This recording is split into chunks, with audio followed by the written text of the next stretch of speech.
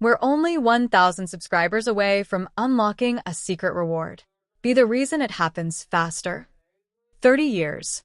3 decades of my life given to the uniform, to the flag, to a promise I made when I was 22 years old and didn't fully understand what it would cost me. My name is Colonel Diane Morgan, and on the day I was set to retire, my own daughter looked me in the eyes and said 5 words that broke something inside me. Mom, it's just a ceremony. She chose a beach vacation with her husband over watching her mother stand at attention one last time. So I did something she never saw coming. I invited someone else to sit in her seat. And 5 hours after my ceremony ended, my phone would not stop ringing. 82 missed calls. By the time you finish this story, you'll understand exactly why. I joined the Army at 22. My daughter, Emily, was born while I was stationed overseas, and for the first 4 years of her life, I saw her more through video calls than in person. I missed her first steps. I missed her first day of school. I missed birthdays, recitals, and the ordinary Tuesday moments that make up a childhood.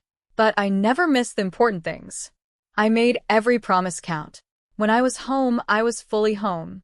I coached her softball team for 2 seasons between deployments. I sat by her hospital bed for a week when she broke her leg at 15, requesting emergency leave that nearly cost me a promotion. My husband passed away when Emily was 19. After that, it was just the 2 of us. I thought we had built something unbreakable. I thought 30 years of sacrifice had earned me, at the very least, one afternoon.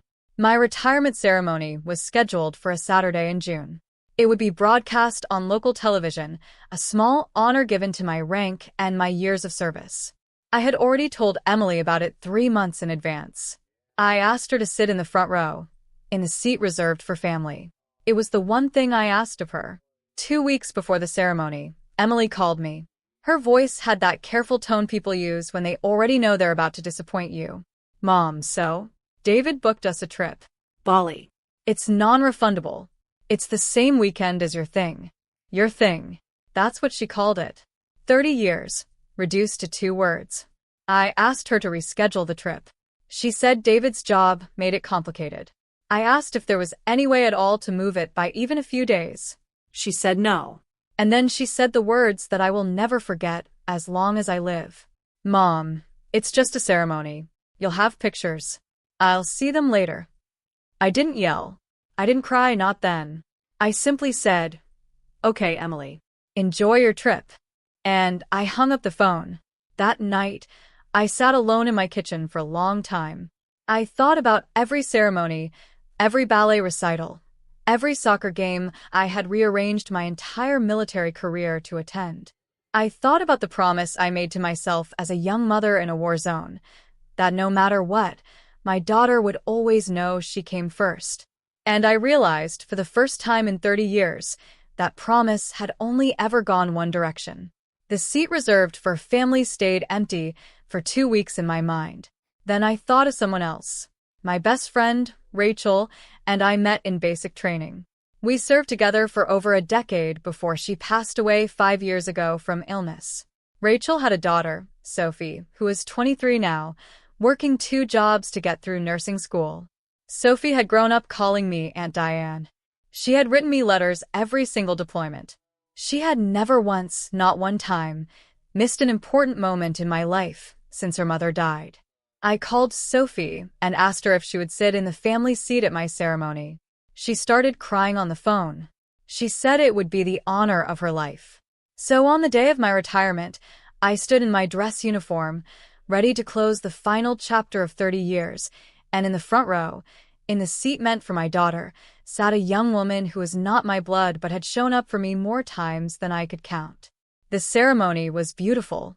Officers I had served with for decades gave speeches. My commanding general spoke about my career, my sacrifices, my leadership. Cameras rolled for the local news segment. And then came the moment none of us expected. Near the end of the ceremony, my general asked me to remain at the podium. He said the department had a final surprise. I assumed it would be a plaque, maybe a flag folded in the traditional triangle. Instead, he announced that due to an unclaimed Veterans Benefit Fund tied to my decades of combat zone service, combined with a special department recognition grant for my rank and years served, I was being presented with a check for $675,000. The room erupted. Cameras flashed. My hands were shaking so badly, I could barely hold the folder they handed me. I looked out into the crowd, and the first face I saw was Sophie's, tears streaming down her cheeks, clapping so hard her hands must have hurt. It was broadcast live. Local news picked it up within the hour. By the time I got home that evening, exhausted and overwhelmed, my phone was already buzzing on the counter. I had no idea what was coming next. I turned my phone off during the reception dinner, wanting to be present with the people who had actually shown up for me. When I turned it back on 5 hours later, the screen lit up like a slot machine. 82 missed calls. 46 from Emily. The rest from cousins, old family friends, even David's mother, someone I had spoken to maybe twice in my life. The first voicemail from Emily was cheerful, almost giddy. Mom. Someone just showed me the video. Oh my gosh, $675,000? That's incredible. Call me back. The 10th voicemail had a different tone. Mom, why is Sophie in my seat? People are asking me questions, and I don't know what to say. By the 20th voicemail, she wasn't hiding her frustration anymore. Mom, this is embarrassing. Everyone is asking why your own daughter wasn't there.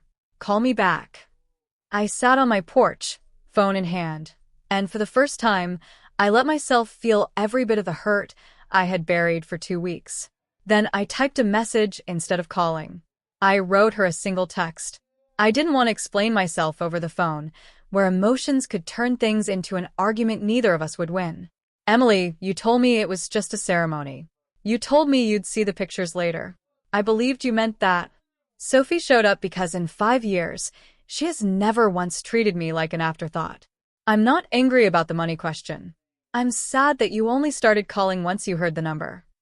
I put the phone down and didn't look at it again that night. The next morning, there were 17 new messages. Some were angry, accusing me of embarrassing her in front of David's family. Some were apologetic, saying she didn't understand how much the day meant to me. One, sent at 3 in the morning, simply said, I think I made a huge mistake. Emily flew home early, cutting her vacation short. When she showed up at my door, she looked like she hadn't slept in days. We sat at my kitchen table, the same table where I had once made the decision to call Sophie instead of pleading with my own daughter one more time. Emily admitted something I hadn't expected. It wasn't really about the trip being non-refundable. David had pressured her to prioritize his family's plans over mine for years, and she had gotten so used to shrinking her own priorities that she stopped noticing when it crossed into disrespecting the people who raised her. I didn't think it would matter this much, she said quietly. I thought you'd always just be there, no matter what I chose. That sentence told me everything. She hadn't skipped the ceremony because she didn't love me.